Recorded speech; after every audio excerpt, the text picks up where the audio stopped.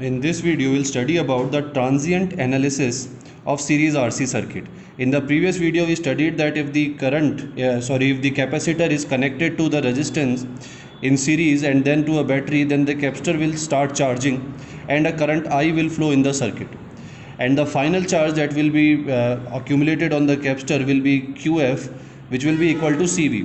We can say that when the capacitor is finally fully charged, then the current I in the circuit will become 0. The current will stop flowing. So let us take an intermediate time between t equals to 0 and time taken to fully charge. Let us say that at any time t, a charge Q is on capacitor. So if we now apply a KVL equation on the circuit,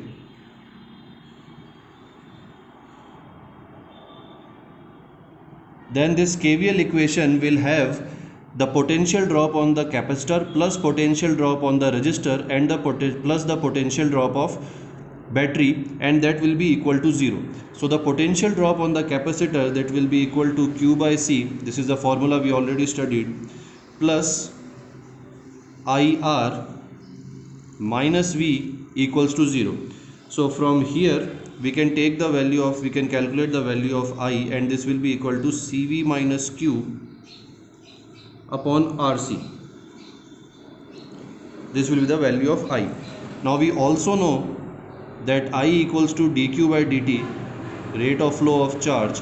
So if we equate these two equations, then we will get dQ by dt equal to CV minus Q upon RC.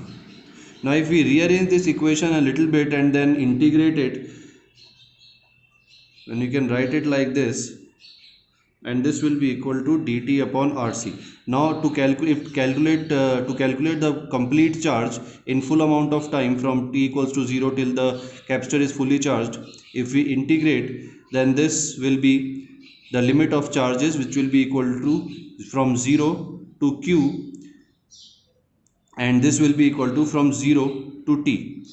Now if we integrate this, then we will get the integration of this will be minus ln CV minus Q, and the limits will be applied like this, and this will be equal to t by RC from 0 to t.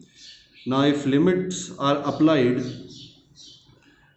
then this side LHS will become ln CV minus Q upon CV.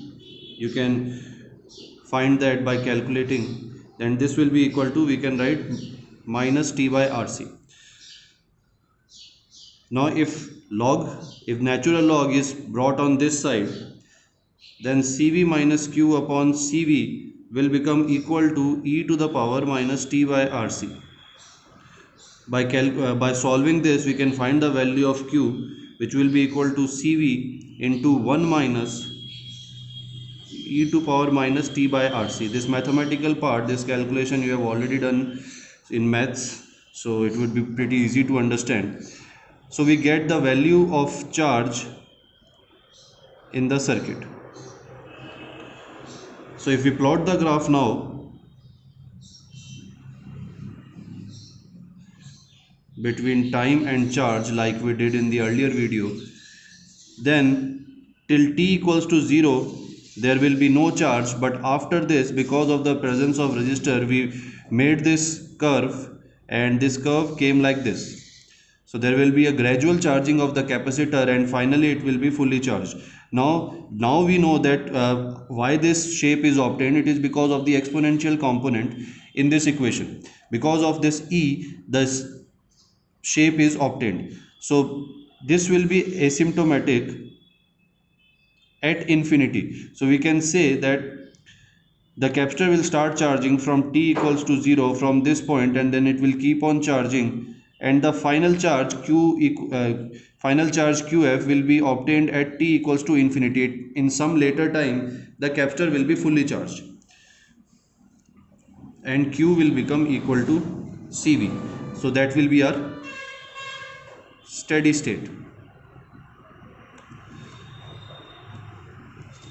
So always remember that this curve is because of the exponential component in the equation of charge, and this equation you should always keep in mind. It will be used again and again to find the other parameters that are related with RC circuit.